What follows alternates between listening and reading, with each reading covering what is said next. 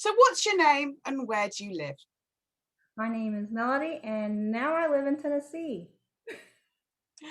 So what step of the journey are you on? I am at the very, very end of step one, like very, very end, almost done. So you've recently moved home. You used to live in Florida.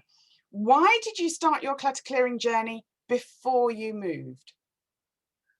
Because I wanted to go ahead and get started on it. I knew the beginning of the journey was a lot of the theory about clutter and understanding where the clutter comes from and what's going on that causes me to have the clutter.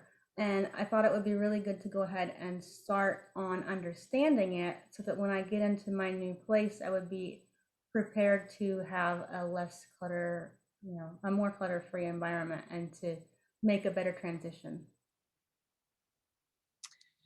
You have private accountability calls with me once a week for an hour. What difference do those calls make in terms of your progress with your journey, in terms of when you were moving? How did they help?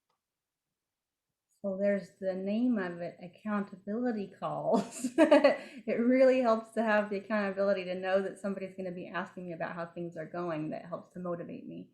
Um, and also it helps me to get organized and to think about what I'm going to be doing next, like to really have some goals in mind for the week that are just really short-term goals and no, okay, this is what I'm focusing on this week.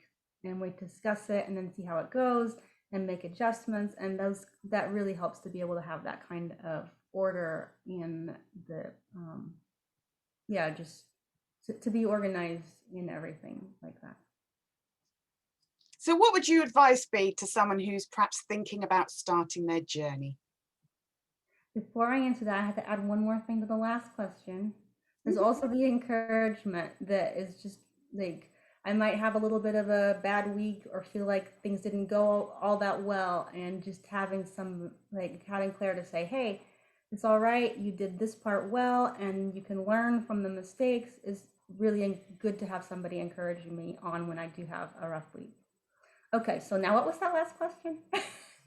What What advice would I give? advice would you have for someone who's thinking about starting their journey? I would say look into it, like think about how it's going to be able to help you.